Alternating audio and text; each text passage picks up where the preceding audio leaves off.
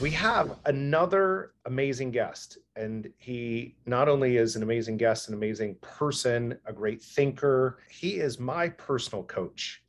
And so when you look and say, do you believe in the things that you want other people to do, and do you do them yourself? My answer is yes. And so Timmy is a lifelong friend of mine. So we have Timmy Gallagher today, a lifelong friend of mine. We grew up at the same pool. Timmy's slightly older than I am, so he was good friends with my brother, and we like to call him the Eagle. And so Timmy went on decorated career, started as a state trooper, worked in nuclear energy and security, and now is a director of state police in the state of New Jersey, and also works with Evolute Performance. And so Timmy, tell us a little bit about your work with Evolute Performance, because it has been so fun to see your success over time as that skinny redheaded kid at the pool with the European swimsuit to the success that you have today. So hey, Jerry. Hi, everybody. I'm Timmy. So real quick clarification. So my day job, shall we say, is not the director of the New Jersey State Police. It is a director of a state agency, and they're police, but I am not here at all about that. So they don't get upset about that. I'm here as a performance and leadership coach. And I'm also here because I have pictures of Jerry. So he had to have me on. Yeah, Bill's shaking his head. He picks up on that too. Yeah, he's got a few too. So truth be told, the coaching thing that I am now doing started on office hours. So plug for office hours with Jerry, just working out what I do as a leader and how things are showing up. And this coaching thing evolved, thus Evolute. And so, yes, you can start a business by attending the office hours. Bro, is that a good plug? that was a great plug. Yeah. I'll send you your 50 bucks. Yeah. Listen, here's the magic of this, right? Because next week we have a special guest that's coming in as well. So Pablo Gonzalez, who's a friend of ours and the producer of Be the Stage, and they help so much with the show that we do. I'm traveling next week. I'm actually marrying two of our friends. And so Pablo is going to step in. He's going to interview Andre Young. So what we've really set this up is last week I did the personal Pentagon. And we talked about how do we make sure that we keep on performance as a high achiever.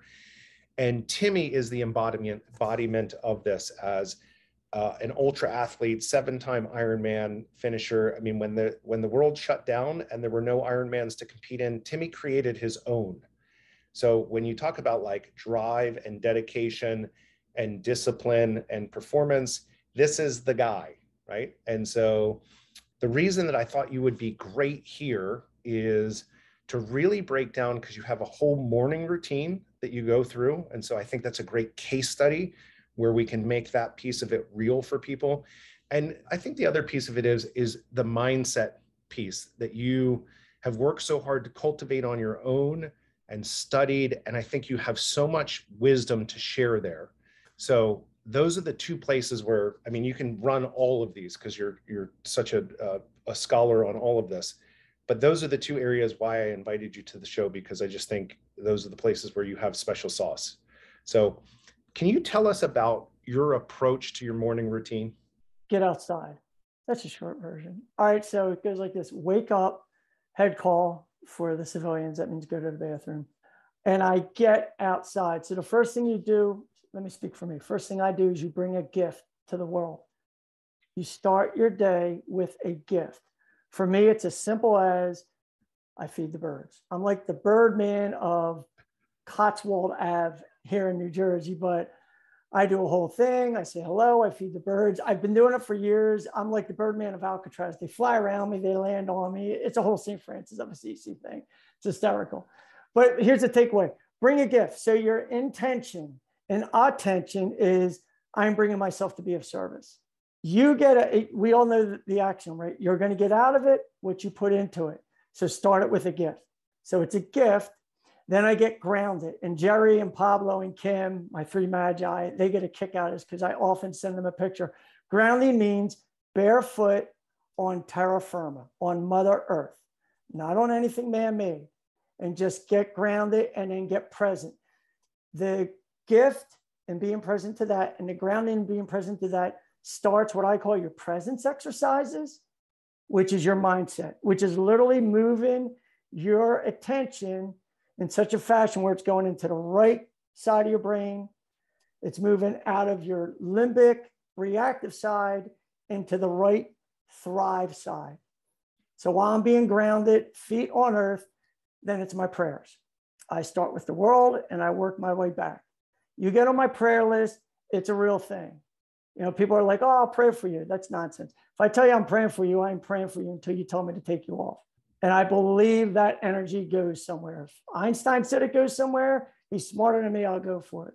So then it's the prayers, and then we move into the body and breath work. So if you saw me, you might think it's yoga, but a real yoga person be like, I don't know what he's doing, but it ain't yoga, but he's doing something. But it's just body work. And I've done enough work where I know I'm hitting all the chakras and I'm moving around, but it's just what's that look like? So if it doesn't look like yoga and it looks like something associated, what is it that you're doing for the breath work? What's the activation piece of that? Yeah, so let me pause for a second. By the way, the grounding work outside, it's every day, no matter what, rain, snow, no matter what, you're out there. You are allowed to kick some snow out of the way, but yes, you're going to deal with some cold immersion for a while. So the body work is, you know, up, down, stretches, all that. My favorite is getting on my back, throwing my legs up in the air and just getting that blood going from the feet down, looking for that pulse. Again, you can get zoned into that and do your mindset work. And then the breath work is what we would call intermittent hypoxia. Some know it through Wim Hof, but it's about 30 deep breaths in. On the last one, you let about 90% out and you just hold. You just let the body do what it's meant to do. You're going to change your pH. You're going to improve your immune system. All sorts of good stuff is going to happen. Do about 3 rounds of that. Then I get up, and that has been the morning routine. Then it's inside for the journaling and things like that. I'll stop there and see if you have questions, Jeff. Why do you do these things, Timmy? It's like that scene of Braveheart when the Irish guy said, I didn't like it anyway. He wasn't right in the head. I'm not right in the head. I grew up in New Jersey with you. We're a little touched here in New Jersey. Why do I do it? Because I've listened to some really smart people. I've done the research behind it. And I know that this will tap into that side of the brain, which brings my better self to you and everybody here. And to help me live long enough to do everything I want to do, because I have a lot left to do. So, I mean, you know this, I've actually picked my death date. I know when I'm going to die. Which is what date? It's December of, I don't know, I'll be 103 in 8 months. I know that. Be 103 in 8 months. Timmy, walk me through, because, you know, last week I kind of gave the what and the how. I touched a little bit on the science. And I think the best stuff that comes out of this is when you understand the why and the how, right? So if we can tie the what, the how, and the why together. So when you say you're studying people, you know, and someone wants to go down the rabbit hole of learning to create these unfair advantages, because that's what I'm all about, right? How do we create science and data in our favor to create unfair advantages? Who are you listening to? Who are you reading? Who are you following? Who's important to you in this? That's a long list, actually. So in the various genres, spiritually, my main guy is Father Richard Rohr. He's out of Albuquerque. He's one of my spiritual mentors. We've spent time together. There's a litany of people in the spiritual world, but Richard's a live person. You can check him out. His idea of order, disorder, and reorder is one of the most compelling things I'm looking at right now, which plays right into your chaos patterns. So tell us more about that. We'll continue to do that. But so the idea, proving chaos. In chaos, there's some type of order underneath. Right now, we're in a time of chaos. I mean, even this morning, we're reading about Tulsa. This is horrific, what is happening. It feels dark. It feels empty. Some people feel abandoned. That is the chaos. When you're in chaos, which spiritually we call liminal space, liminal for threshold, in between and betwixt, that is where all transformation occurs. So the chaos we're going through right now is actually our invitation for the transformation to change. And what you're seeing, like what I've seen in police work with George Floyd and Black Lives Matter and defund police and all that. Listen, it was very simple. People want to have a conversation. And to have a conversation, a true conversation, I got to think at least they're 10% right. And maybe I'm 10% wrong. At least to have some kind of give and take to develop that change, because then you're going to expose, what do I believe? And now I'll go, this will tie into the mindset. Left to my own devices, it is a survive mind, not a thrive mind. It is my limbic system. It is fight, flight, freeze, feed, and fornicate. It's what keeps the species going. And that part of our brain is, depending on the studies you read, 3 to 5 times stronger than your, shall we say, thrive, sage part of your brain. So if you want to get ahead of that beast, you got to do, if my bench is 100, that bad boy's doing 500. So I got to get to 500 just to get even with that beast and then get ahead, which is why the presence work, what I do in the morning, what I do during the day is so important. That puts me in that better part of my brain so I can thrive and then bring what I'm called to do to this thing called the earth. I love that. So let's unpack that for just half a second, right? I mean, you look at, and I really look at the news media feeding in, and I have a whole, conversation about what story are you telling yourself, right? So what's the story we're constantly telling ourselves? Well, if I'm constantly being exposed to negative news cycles, then we see the world as constantly negative. And that's the way that I view the world. And so how do you overcome that? Well, we know that fear is 3 to 5 times more powerful than positivity, right? It's easy to latch on. So when you look at leadership, a lot of times people lead by fear because they're weak leaders, and they know that that gives them a leg up and not to be shown as a fraud. And so all of this is set up to get yourself into a place of center and a place of high performance. And you're just tilting the field in your favor by doing these things. And I love the whole notion of chaos as an invitation for growth, because I do see that. I only work with people who are open to change, because if you still think you've figured it out and yet you're talking to me because you're in some type of chaos, there's a lack of harmony there between what you're saying and what you're willing to do. And so it is an opportunity for growth. Pain is always an opportunity for growth. Yes. So I did make a note. I don't know if anybody else did. You were asking me who I was listening to, and I only got into the spiritual end. So I wrote that down. And the other thing I wanted to throw out there, because I'm looking at Bill and Craig and Leanne and all these beautiful people, that whole pattern I mentioned of going deep to be your truer self, that is what we call the hero's monomyth. Joe Campbell, George Lucas, Star Wars, all that kind of stuff. That is everybody's invitation on this call right now. You're being called to go on your hero's journey. Are you heeding the call? And the heeding the call usually comes in something discomfortable. The interruption is the invitation. The chaos is actually the opportunity. And by the way, you'll never get the opportunity with the limbic part of your brain. You will just be in react mode. You'll never get into thrive mode. But when you mention the fraud, well, here's I'll flip it. When I did my rites of passage, it was a 1.5-year program. It started in the mountains. It ended in the Arabic desert. Father Rich was sitting there and we were doing this traditional male initiation. He said, here's the bottom line, guys. You're just little pieces of shit, but you're God's little piece of shit. So like, you are a fraud. You are an imposter. You are all that, but there's something deeper than all that if you know how to access that. So call it spirituality, call it positive thinking, call it thrive mentality. I don't care what software to use to get there, but you can get there and then write your powerful verse. As Thoreau says, most men lead lives of quiet desperation, and they go to the grave with the song still in the heart. You're being called to write something. You're being called to sing something. But if you stay stuck in your normal routine, if you don't appreciate the chaos, well, good luck with that. So interesting. The guy that I think is going to come on after Andre Young, if his schedule allows, is a CEO of a publicly held company. And he's writing a book called The Life is Too Short Guy. And, we're always putting these things off until tomorrow because I'm not ready, or I have imposter syndrome.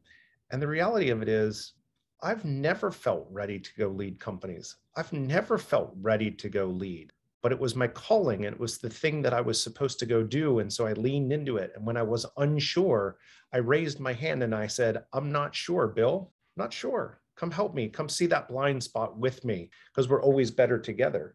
And I think sometimes we get ourselves into these positions of never taking the swing at the plate. And to me, the greatest fear that I have is not that I failed. I don't know that anyone's failed more than I have. And I'm proud of that, because I try and do epic stuff all the time.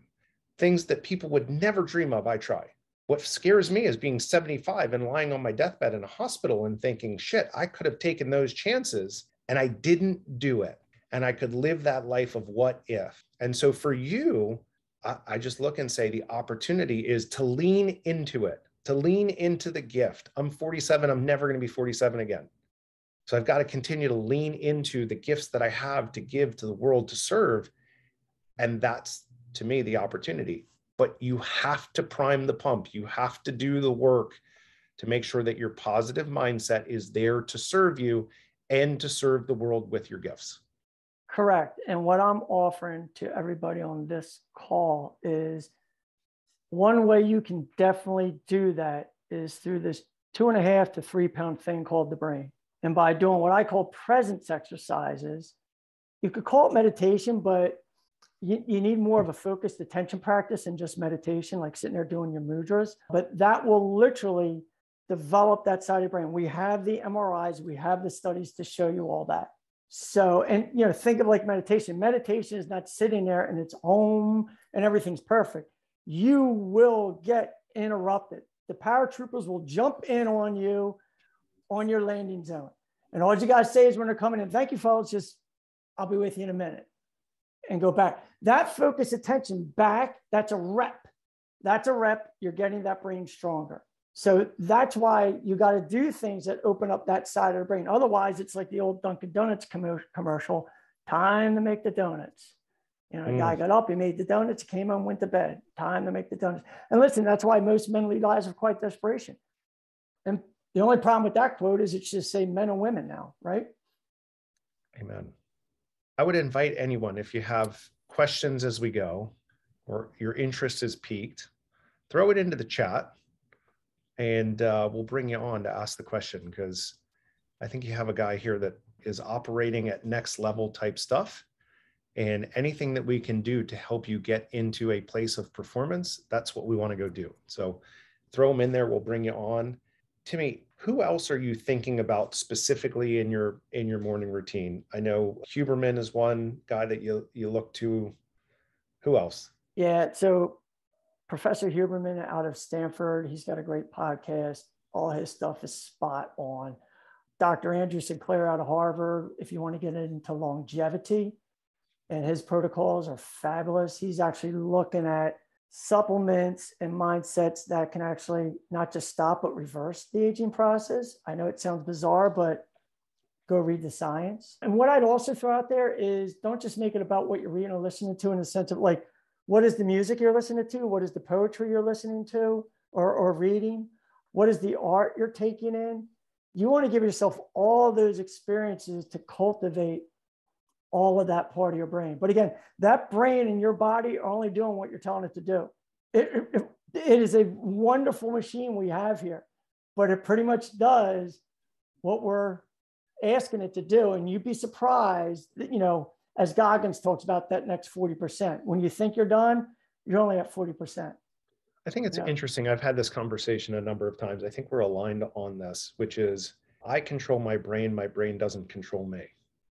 And people say, well, you can't control a thought. That the old philosophical argument to that is, if I tell you don't think about a pizza, the first thing you think about is a pizza. So can you totally control your thoughts?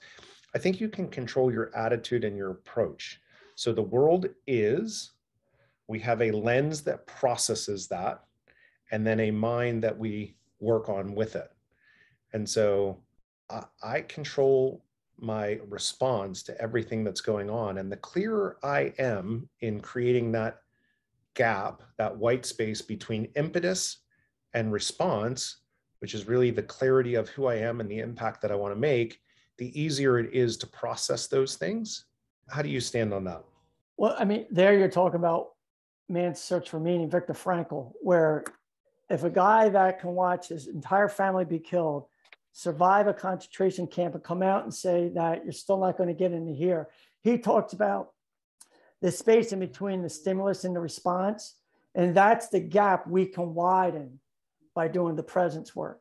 And that's where you can move from react, which is limbic system, to respond. And if you're really on top of your game, to being creative. So the process I look at is, are you awake? Do you have your head out of your gluteus maximus? 2, are you aware? Do you got your head on a swivel? Do you know what's coming up your 6? And then if you're truly are aware, you can jump quickly to choice. See, like the lovely Mrs. Gallagher, and she's not here, so I tell her if she was here, but I didn't decide to marry her. I chose to marry her. See, it's a totally different energy. When you decide IDE, you homicide, gentricide, fratricide, you're killing something off. Something's losing and something's winning. Choice is something totally different. That does not happen in survive mode. And that's where a lot of people are at, especially with what's going on in our society. And once you get to choice, now you can do what Einstein says is where intelligence has fun. You can get to creativity.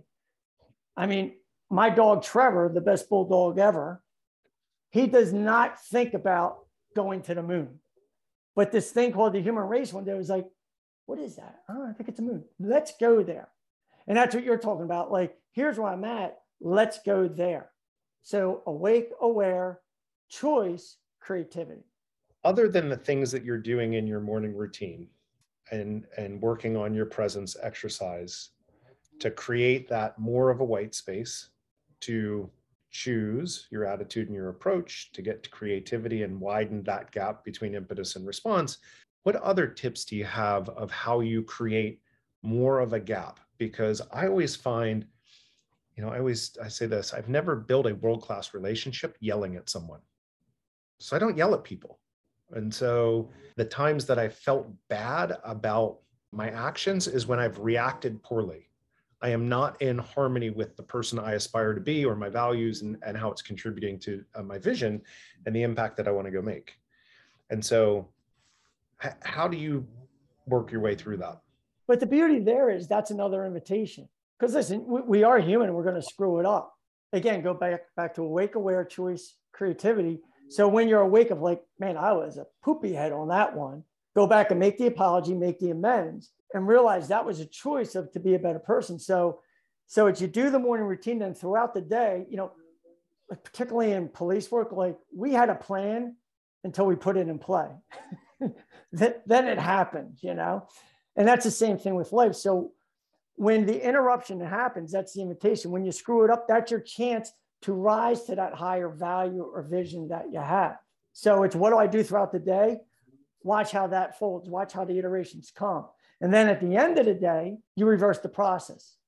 What's my inventory? How to do? Go back out there and get grounded again. You book end the days with the grounding and you take that inventory at the end of the day. So you're checking all the boxes. I'm clean, or I got to make an amends tomorrow. I'll do what I got to do. And we live in a day-tight compartment. One day goes to a week goes to a month goes to a quarter, et cetera. And that's what we call a life. Yeah, funny how that works. Stack up day after day. You got a life. Mm-hmm. What is the science behind grounding? What is it that is happening when you go out there in your bare feet in need of a pedicure and send us pictures of those gnarly things? Yeah, appreciate that. We're doing a GoFundMe on that one. I don't know if there's science. It just made sense to me. Like, you're of the earth and you will return to the earth. Hummus. And from hummus, we have humility.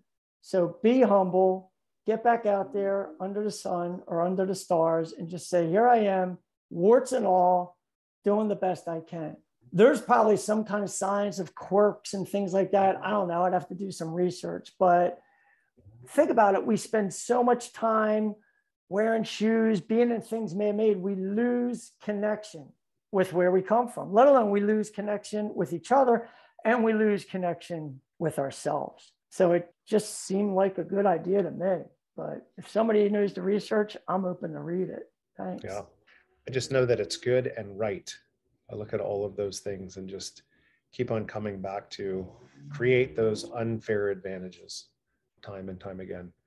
Timmy, talk a little bit about the positive mindset piece, which I know you're priming the pump like through your morning routine and you're ready to perform once the day is started.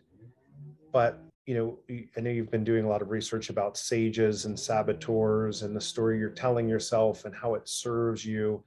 Well, walk us through a little bit about what you're learning in that space. Yeah, and full credit to that. I like to give credit where credit's due. That's Shazad Shamin out of Positive Intelligence. You could check him out. He's out there. I'm in one of his programs now. But so the idea is to zone in using your five senses. The beauty of that is the one part of us that will always be present is our body. Our mind likes to go to yesterday, the regrets of yesterday and the fear of tomorrow, but your body lives in the present. And if you don't believe me, look at the health levels of people out there and how their stress is manifesting in their body. Your body will not lie to you. So conversely, you can pivot that and use the body to be present.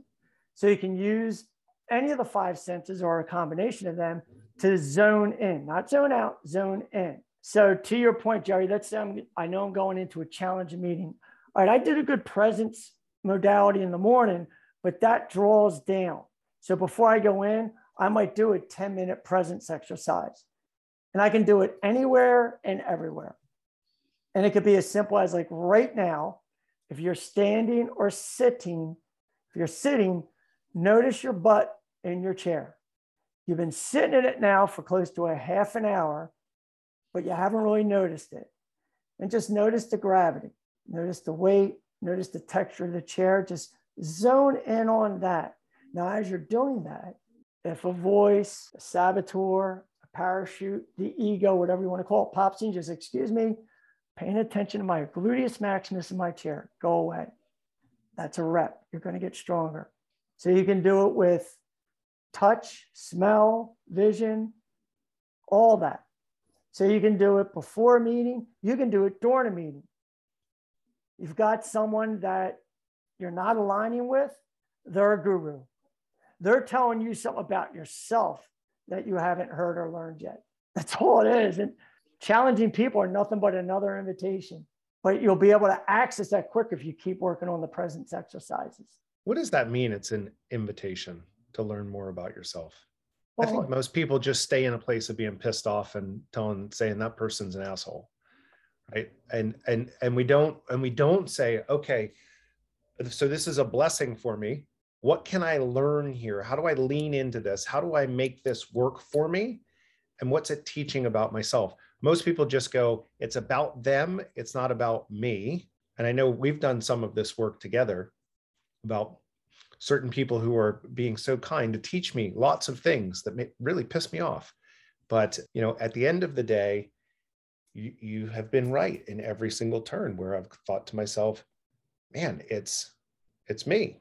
It's what are they teaching me? So walk through that a little bit. So, well, that makes sense because, again, we'll go back to the brain. The limbic system is the strongest, 3 to 5 times stronger. So, of course, it wants to make them wrong and you're right. And that is the black and white of I'm right, you're wrong, we see in society and in media and all that. You can stay stuck there for your entire life. But if a guy like you and folks that are on this type of call really want to grow, you have to pivot that. See, your Thrive brain, call it your sage voice, is always looking at in everything there's a gift and opportunity. You look at all our great spiritual avatars over the time, they were just showing us the gift and opportunity, whether it's the Buddha, this dude called Jesus, whomever, pick whoever you want. They're trying to show you that it's something bigger than you. So yeah, everything is a gift and opportunity. And look at your choice on it. Look, like, I do my Ironman stuff. If I go swimming in the ocean and I get bit by the shark, it didn't happen to me, it happened for me. Why did it happen for me? Because I swam in the ocean. It's as simple as that. Yeah. The question isn't why me? Why not you? That's right.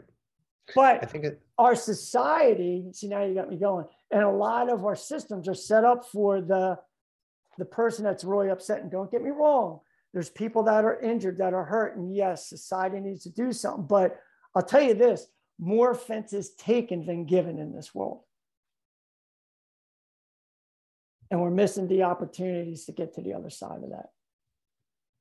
So is it as simple as doing these presence exercises to be able to create the space to see that these are opportunities? Because, you know, it describing what it is easy, but how do you do it? How do you make this work for you? How do you not just walk away and go, oh my God, that person that I just met with is ridiculous, and walk away from, you know, that meeting with not learning anything, not being reflective or contemplative? How do you do that? What's the step-by-step so that people can start doing it? Well, there's in your personal Pentagon, your values, visions, and objectives. Again, you got to know who you are and what you really want. Well, if what you really want is to help purposeful people, to be a service to mankind, well, then you got to go all in. If something pisses you off, that's nothing but an imitation. So again, the presence exercises are using the senses to zone in. The science is if you do 10 seconds or more, it starts that neural pathway. And if you can get to about 15 minutes a day or longer on a consistent basis, you will access that gray matter and that right side of your brain. Go look at the MRI studies. It's out there. So I mean, go ahead, Joe. I think sometimes just simply citing the why, the impact, the vision, values, and objectives, which I'm super clear on, and that's been able to serve me over time. And I've developed, you know, habits associated with this, but sometimes people don't even understand how to do that thing. So when someone frustrates you, here are the things that you should be thinking about. Yeah. What are the questions that you run through? Yeah. What are the questions that you're asking when you're working with high performers to say, what is this teaching me? And giving people the tools to recognize, hey, this person who's burned me, man, there's something there for me. Yeah. So if I'm pinged, I'm not pinged, a part of my brain is pinged. And it tends to be that limbic system, fight, flight, freeze, or feed or fornicate. But think about most of your reactions to people that are negative. It's either fight, a flight, or freeze, some variation of that. You know, that guy just cut me off. You don't even know, or girl, you don't even know who they are, but you're pissed off and now you're in fight mode. So just make the distinction. It's not you, it's part of your brain reacting. And here's the neat thing about that. So then, like, if I act like a horse's patooed with the lovely Mrs. Gallagher, and she knows my shtick, I can say, you know what? I really did not tap into my thrive brain. I was in survive brain. Can you work with me on it? She gets that. Because see, watch how the survive brain wants to make it then all bad and all good. So then instead of, man, my behavior wasn't that good, it's I'm a piece of crap. No. That becomes a story. That becomes a racket. And that becomes a self-fulfilling prophecy. You can have it going down or up. St. Teresa of Avila said it's heaven all the way to heaven. It's hell all the way to hell. You are getting life the way you want it, people. It really is that simple. Yeah. If you have a problem, guess what? You have a problem. M. Scott Peck, The Road Less Traveled, I recommend it. Go check it out. Yeah, it's just this thing. And to your point, Jared, you know, people, places, and things. Who you hanging with? What are you reading? What are you doing? What are you putting in? Because, yeah, you'll find that audience out there, just like you find this audience here. I think, you know, it comes back to, is it serving you? Yeah. Is this interaction, is this thing serving me? And if it's not serving me, then I should change it.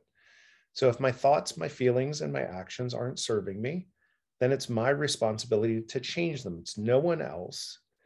And when you look at achieving your goals, and I hope you have goals or a North Star that you're working towards. If you don't, please give yourself that gift, because that'll sustain you when things are hard. But you just keep on coming back to, is this helping me on my trajectory to get to my North Star? And, as you said, it's heaven all the way to heaven and hell all the way to hell. It's the same concept as positive and negative spirals. Yeah.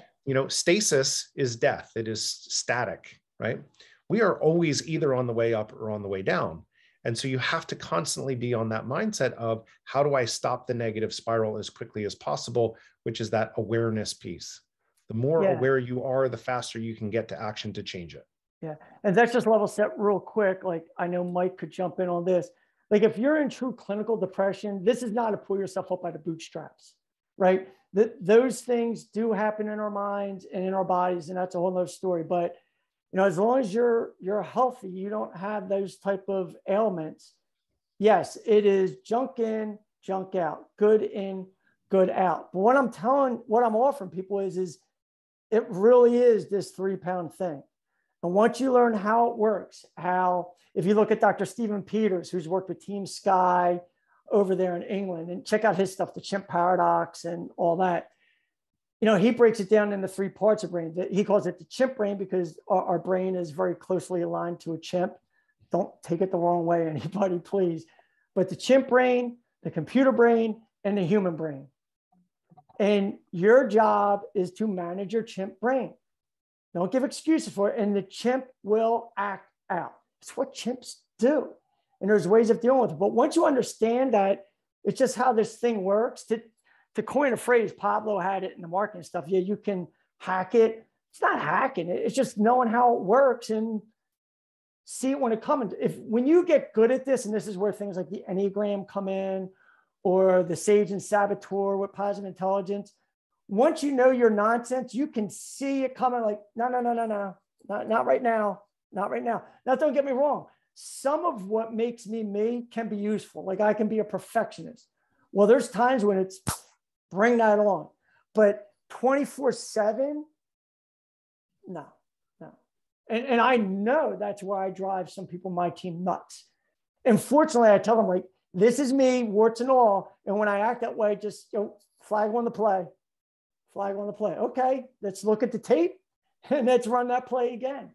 And that's where we need to get okay with on a work team, being able to call everybody out in an appropriate fashion.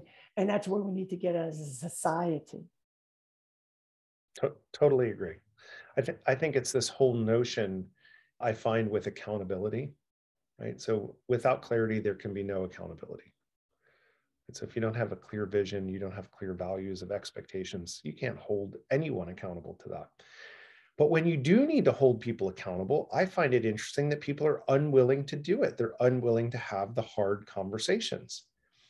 And so, what I tell people is, you're not calling people out. You're calling people up. This is the agreed upon structure that we said how we were going to treat each other. And so it's not about calling you out. It's saying, hey, we have an agreement, the both of us. We said we were going to act this way. And Summerlin, I trust you, and you're going to do this with me and with us to help the company grow and contribute in the way that you're supposed to. So yeah, I'm going to raise my hand, and it's first time every time. I think if we go back a couple episodes, maybe it was 13, Matt Foxall and I talked about it. The importance of establishing values and as the operating system as the company, and then having the courage to raise your hand and say, Timmy, brother, I love you, but you're missing the mark. Let's have this conversation. Because when you're so committed to the success and performance, then you want to see that around you in every single day, every single way. And look at how you just gave another perspective of what we've been talking about, of the calling out is the invitation. But if you're working in survive brain, that's too fearful to do that. If you haven't had the role modeling, the training, like when I went on my rites of passage, the biggest takeaway I had was this, and I'll let you do it. And think about how, like at our cocktail parties, particularly in our Western society, the conversation, we go to a party, like what do you normally hear? Oh, hi, Jerry, what do you do? How about this? Who are you? And here's what I'm telling you. Most people don't know who they are. You are not your role.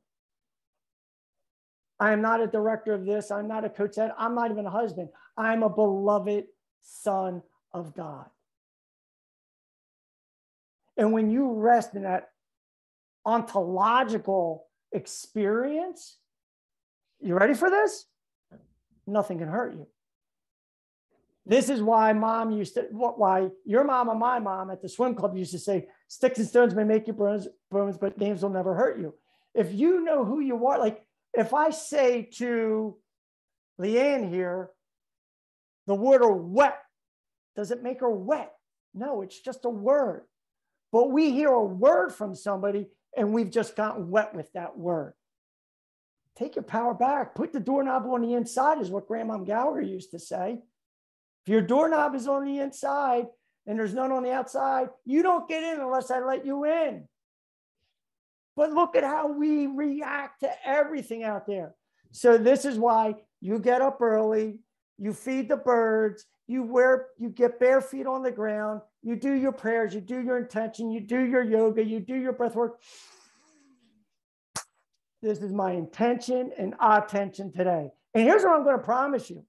You make that a regular habit, what doing on a consistent basis, it becomes a habit, right? Thoughts become actions, actions become habits. You know the story. And this, Kim's going to love this. This is how then the universe goes, give him what he wants. Give her what she wants. In fact, it's been there the whole time. You just haven't been awake and aware to make the choice and be creative with it. It's all there. You want to see it, read it, go watch A Christmas Carol or go read A Christmas Carol. That was Dickens' story of, hey, society, we got something to learn here, physically, emotionally, mentally, and spiritually. And everybody every Christmas is like, oh, Christmas Carol. No. You need to read A Christmas Carol. You need to live the Christmas Carol. So like, whether you want to do a Tough Mudder or do an Ironman or crochet a blanket, I don't care. But do the voodoo you do and do it for something bigger than you. Then the universe will conspire to give you everything. Because then you're just doing what the universe needed anyway. You're now the conduit. But other than that, you're going to climb your egoic ladder. And one day you get to the top and you're like, I don't like the view from up here. And it's not even on the wall I want it. And by the way, what you do then is you jump. That's right.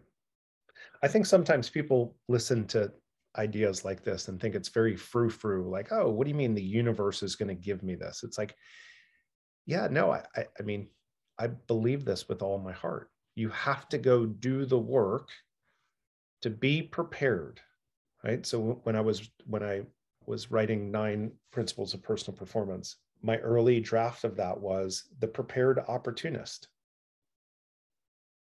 And it's just that I have, through my whole life and whole career, I've been preparing myself for unknown opportunities. And so I've said this a million times, my skills do not match my ambitions.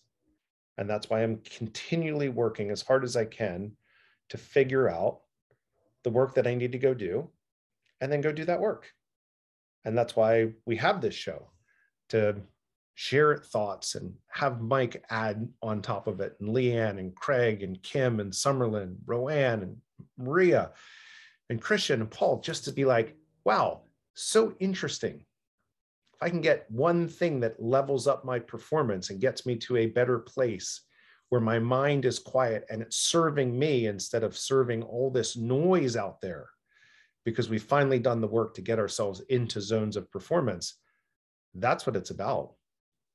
I look at all the work that I've done. I am so lucky to have had so many amazing people around me, but it's also because I've invited those people in with me on the journey along the way. I've been open to doing that. Well, Jerry, to your point, look at the mindset of that. So again, this mind just goes with whatever we're given it. By the way, these two things, your eyes, they are external parts of your brain. It's the only part of your brain that's exposed. So what I'm getting at is, if we see something that's horrible, it registers. You got that, right? Well, if you think of that, you experience it all over again, right?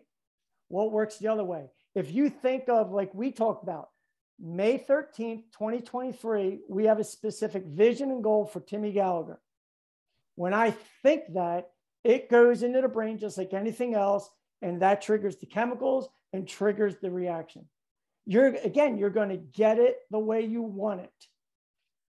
And if, however it's showing up for you, if we're supposed to be any different, guess what? It would be. That's right. right. If it's not, it's because that's what you want. So if this has put a little, Kim loves this one for me. It's Leonard Cohen. The crack is where the light gets in. So if any of this has cracked you a little bit, then yes, what I'm offering to you is have a positive routine on a consistent basis, and you will change your mindset and change how life shows up for you. And if you want anything more than that, obviously, folks, we can get offline. But for me, it's that morning routine, presence exercises, and we've done the studies. It will literally change your brain. And that's where all the action is happening here. My muscle memory we talk about in sports isn't really my muscle per se. It's the brain making the connection. I love this. And you can do this in your business too. Oh, it's all parts of your life, right? Your friendships, your family, all of your relationships, your work relationships. And I always keep on coming back to more and more work that I do and working with people. It is your mindset and your approach to the world that makes all the difference. And so you better be priming the pump to create that unfair advantage for yourself and for your ability to give your gifts to the world. Right. And again, I want to drive this home. Know that this 3-pound thing, the default is what's wrong, not what's right. So hear me now, believe me later. You need to work at getting to the what's right part. Otherwise, it will go to default. That's right. What it's meant to do. I mean, supposedly Steve Jobs did the whole black on black thing because you don't want to use the energy to make those decisions. In theory, I get that. You know, because this thing requires a lot of energy, man. So know how it works and use it well. And it will do one thing, work for you then. It's funny how you just knock, knock, knock. I need your help. Shoot, here it comes. Mm-hmm. If you're open to doing it. Mm-hmm. It's so fun. This has been great. If anyone has any questions, throw them in the chat. Timmy, how do people find you if they want to get more of you? I am LinkedIn, Timothy Gallagher on LinkedIn, and the company is Evolute Performance. LinkedIn and on the web, timmygallagher.com and performance.com. I love it.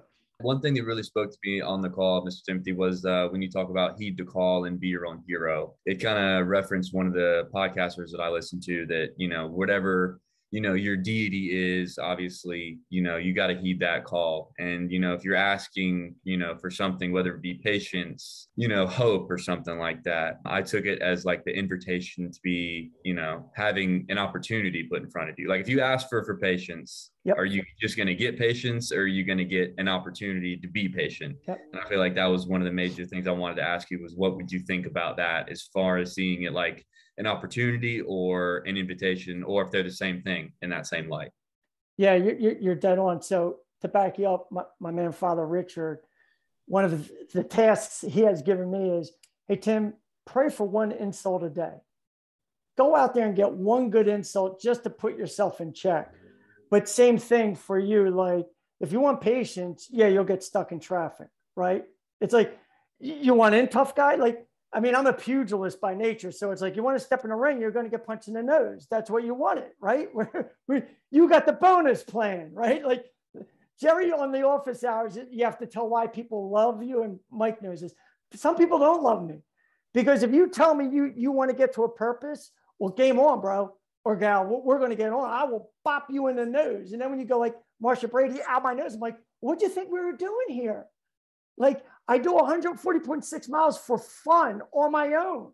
Like you need a different coach. I have a reference for you. I'll give you one of my Brown classmates. But the one thing I also want to capitalize regarding you is what you brought up is that call to the journey.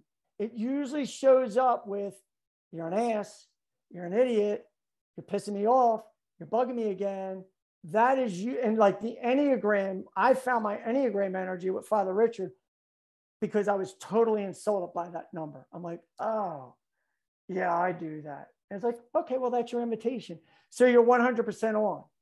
Yeah, the heed the call is something's not right. Luke, go to the Dagobah system, right? If you're a Star Wars fan. And then the gift you get is just for you. And it's for you to bring back to the community. That's the hero's journey. There's the ordinary world, the unordinary world, and the return. Again, that's order, disorder, reorder, life, death, rebirth. It's the Paschal mystery. It's all the same pattern, man. Like any good drama, any good book, it all follows the same pattern. And that's my point is, hello, McFly, the phone's been ringing, the clue phone is ringing, please pick it up. That's the awake aware. So you're on, man. And I would say then if you're heeding that, then look for your mentor, find your mentor, bring that gift back. And by the way, this happens over and over and over. Now, this is going to sound a little, I'll bring it back to the science. And a lot of men freak out when I say this. This is why men need initiation. Because women, ladies, you learned it naturally. One day you got up and you're like, Mom? And it was like, oh, welcome to womanhood. You'll go through it about every 20 some odd days. It's bloody, it's emotional, it's a little painful, but it's there so you can do the ultimate thing, life. See, we never learned that naturally, so we have to get it. Because what women learn is, well, if I don't learn to transform this pain, I'll transmit the pain. The pain is the invitation to birth. We have to learn that through initiation. That's what's missing in our society, which is a whole nother, that's a whole nother interview. Yeah. So Christian, you're 100% on, bro. You got it. I love that. Thank you so much for answering that. Thank you. No, thanks for teeing me off. Mike. Go ahead, Mike. Hey, Tim. Awesome, man. I've been writing notes the whole time along, and I would like to hear you come on again, because I tell you what, as you're talking about creativity and initiation and transformation, I mean, I'm hearing Joseph Campbell stuff coming out of you left and right here. It's almost like you, yeah. There's Joe right there. There he is right there. That makes perfect sense. It's almost like you don't even realize the impact of or maybe you're just downplaying it to put up the science, but the impact of your muscle memory. Like you are a person who it shows up, like every time I look at you, hear your voice, it comes through crystal clear. You've done the reps. And the force that your body brings out into the world makes an impact. It makes an impact on the listener over here. And it's just like a master craftsman who's, being a carpenter for 20 years. Well, you can stay at the apprentice level and never get very good, but you've done that level up to journeyman. You've done that level to mastery. But it's almost like as we get into this territory here of mastery and spirituality, you're leaving us with a little bit of wanting a little more. So I do hope you kind of come back around and we finish this convo. As we get to the heart's desire and making an impact on, I know Jerry's on a mission to make an impact on 5 million people. Like you're talking about having done all this groundwork over decades so that now you can do this next step. I appreciate that. When I finished my journey of illumination, I was with 2 guys who were headed back to the airport, and we were doing some discernment work, and they said, you don't get you. And this was decades ago. I'm like, what do you mean? I'm like, you're like a lightning bolt. You either blow some people out of the room and they're pissed off, or you light some people up and they're ecstatic. And I do not, Mike, to this day, I don't get that about me, which like, that's where Jerry, Kim, and Pablo come in, and everybody else were like, no, we need to like repackage what you just said, because it's nuts. But here's the beauty of that is on the Enneagram, I align with a 1 energy. We're reformers, perfectionists, very proper. So you can feel that like, I got to do it and do it properly, but I've had enough pain to pivot it where, okay, tough guy, back it off a little bit and do it for something bigger than you. Like when I did the 1 Ironman all by myself, it was to raise funds for my coach who passed away from cancer. For every mile, every dollar you gave me, I did a mile, which ended up meaning I did close to 3,000 miles when it was all said and done. Obviously, it didn't happen in one day, but so there's the perfectionist purpose, but pivot it this way. So the offer to everybody is find out how that survive brain is working for you, but pivot it into your thrive brain. Just hack your brain. It's all there for you. Awesome. I actually feel very humbled right now. This is, yeah, I get, now my Irish is going to come out, and I don't want to get all cry on people, but Timmy, yeah, I don't get me, man. No. I do it with Kim later. I'll call Kim later. it is interesting because I've had that same thing, right? I've been lucky enough. I see things in business that I don't get why other people don't get, and I don't see it as extraordinary. And, I think sometimes when you have gifts, you do have to listen to the people around you who can see things differently than you see things. And, I trust that people think that I see business differently, and I can give you the same feedback that Mike will give you, right? For the last 20 minutes, the energy got big in the last 20 minutes. Fun to see. Yeah, I don't know. No, you don't have to know.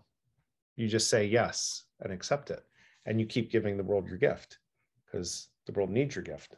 Yeah, you guys, you, Kim, Pablo, the folks on office hours have been telling me that for a while, which clearly that's the message I need to hear from the universe and to say what I've got to say, I guess. But here's the neat thing, and you can tell, I was just riffing for an hour.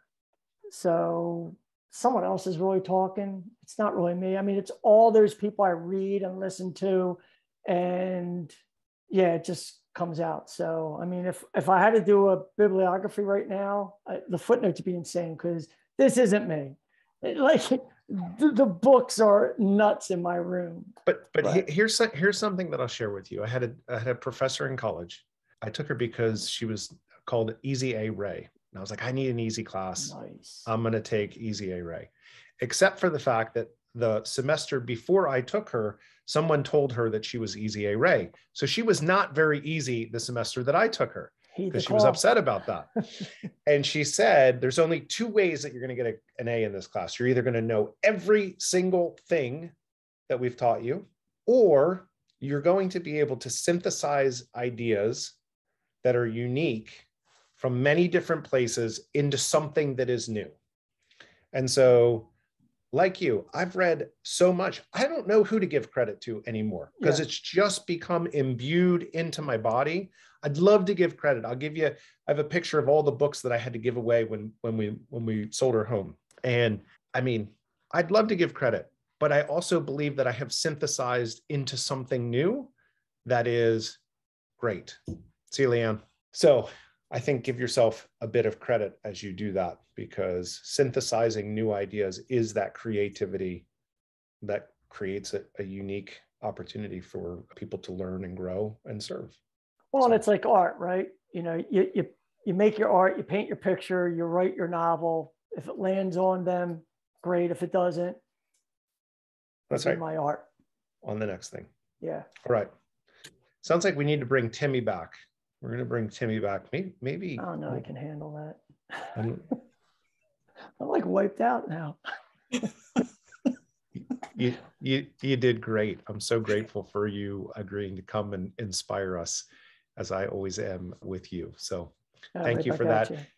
For everyone else, Timmy mentioned office hours. We do office hours every Thursday from 2 to 3 o'clock Eastern time.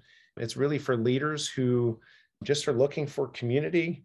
It's a come as you are, come as you can. I think there's about, over time, 70 or 75 people that have signed up for that over time. And so usually there's anywhere from, 7 to 12 people that show up each week.